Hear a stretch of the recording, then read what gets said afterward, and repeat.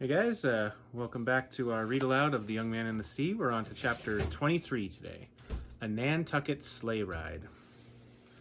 It ain't the cold that makes me shiver. The summer air will warm me up soon enough. What gets me shaken is how scared I was the whole time in the water. Down the town wharf they tell spooky stories about fishermen who fall from boats, but I always figured it was like ghost talk around a campfire.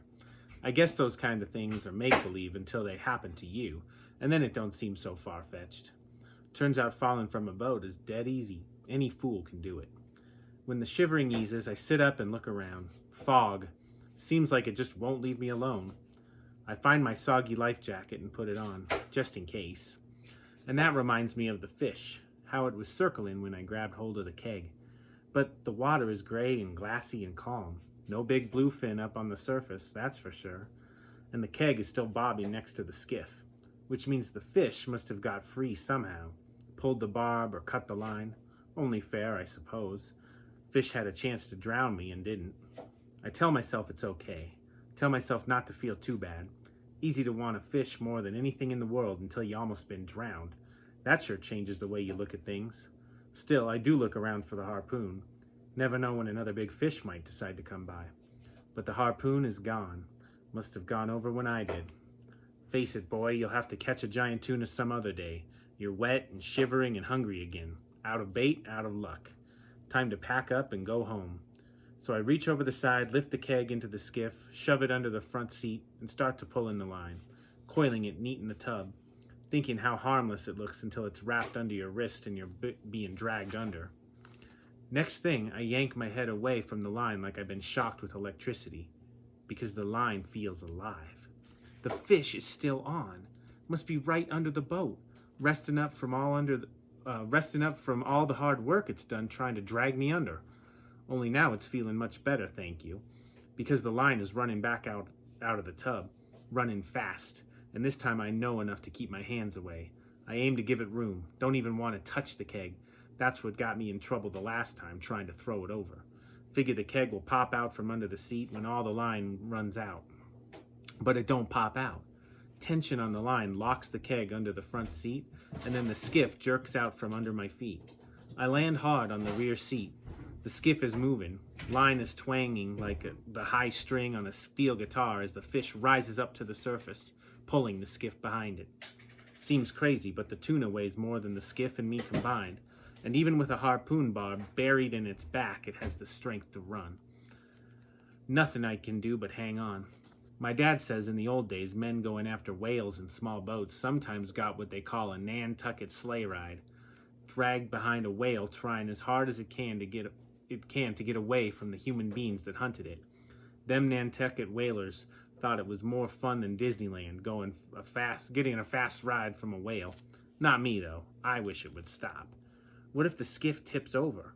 What if I get thrown out and the skiff disappears into the fog again? I got my life jacket on, but so what? Cold will kill me for sure this time. The skiff skates along, throwing up a kind of wake. Kind of creeps me out to be going this fast without a motor. A bluefin tuna ain't a whale, but still it's way bigger than me, and 1,000,000 times stronger, pound for pound. I'm thinking get the knife and cut the line, but something in me says no. Never give up, even when it scares you half to death. Especially then. So I hang on with both hands and pray everything will be okay. Dear Lord, don't let it sink me. And don't let the barb pull loose. And don't let the line break. I figure God got more important things to do than help a boy catch a fish, but you never know. Never hurts to ask, my mom used to say. No idea how long the sleigh ride lasts. Could be 10 minutes, could be an hour. But there comes a time when the line stops pulling and the skiff slows down and stops. I look around for the fish, and there it is, 50 or 60 feet away, rolling around on the surface like it don't know which side is up. That big fin all wobbly and weak, and blood coming from the place where the barb went in, and the shiny dark eyes staring at me, as if to say, look what you did. I caught lots of small fish, mackerel and pollock and cod and flounder, and cleaned them too. Never bothered me once I got used to it. But this is different. This time I feel sorry for the fish. Could have drowned me, but it didn't, and now it's dying, and I'm the one who killed it. Big, beautiful creature, so alive, it seemed like it could never die. But I know better. I knew it when I threw the harpoon. Then I get to thinking what it will mean if I can get the fish to shore and sell it to Mr. Nagahachi. New engine for the Mary Rose. New traps to replace those that were cut. Something nice for my dad that will make him feel like he used to feel before things went bad. The look on Tyler's face when he sees me bring in a really big fish. New bike, new life, new everything. When the fish stops moving, I get out the oars and work the skiff as close as I can, ready to back off if it comes alive. But the fight has gone out of the fish. The gills are barely moving and the bright blue color is getting dull. I know from what my dad said that I need to get a rope around the tail. Control the tail and you control the fish. But how do I do that without jumping into the water? Because I ain't going back in the water no matter what. Fish rolls over and looks at me. That big dark eye starting to cloud over. Weight of the head starting to pull it down. Now or never, boy. My hands are shaking, but not so bad I can't tie a loop in the rope. I work the rope into the water and around the half-moon curve of the tail, and I'm thinking, this ain't so hard. What was I afraid of when the fish decides it's not quite ready to die? Tail slaps the water, spraying me. The loop tightens, and now I got my hands full, hanging on as the tail lashes back and forth. I brace my feet against the seat and cling to the rope.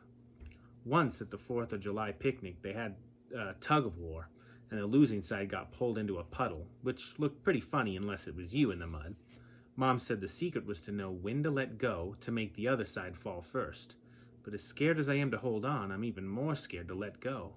Give the fish an inch and it'll get its tail under the water, and then there'll be no stopping it. I've been there and I don't want to go back. So I hang on as it thrashes around. Hang on until it feels like my arms will get pulled from the sockets. Hang on with my heart beating so hard it makes my face hot. Finally, the thrashing slows, and then the big fish shivers and stops moving. It's still alive, but not strong enough to fight, or to keep me from looping the rope around the stern cleats. When I got the rope hitched, I take a breather and decide what to do next. All the thinking I'd done about harpooning a big fish, I never thought about what happens after. Too big to haul into the boat, even if I was strong enough, which I'm not. Only thing I think to do is drag the fish behind the skiff tail first. My arms are so weak I can barely pull on the starter rope, but the old outboard fires right up anyhow. I put it in gear and steer until the compass finds west. I can feel the weight of the fish behind the skiff, outboard chugging as if to say, "What's going on? What did you do? How'd the skiff get so heavy all of a sudden?" Caught me a giant tuna, yes I did. Proud of yourself, are you? Matter of fact, yes. Tired and cold and hungry, but mighty proud too. Keep steering, fool. Don't let it fall off to the south. Steer west, true west. That's where land is. That's where the ocean ends. Hold the course, boy. 30 miles to home. 30 miles to find Mr. Nagahachi. 30 miles to sell the fish, and then everything will be good again. Everything will be perfect. So as we approach our final couple of chapters, I think it's a good time to make another prediction. So he was able to catch the fish after much struggle, but he's got his bluefin. So here's my question is, will everything be perfect? Is everything going to work out now? He's just going to be able to sell it. He'll get everything he needs. Happy ending? Or are there any more twists on their way? Put that in the comments below, what you believe is going to happen in the final couple chapters, and I look forward to picking up on chapter 24 tomorrow.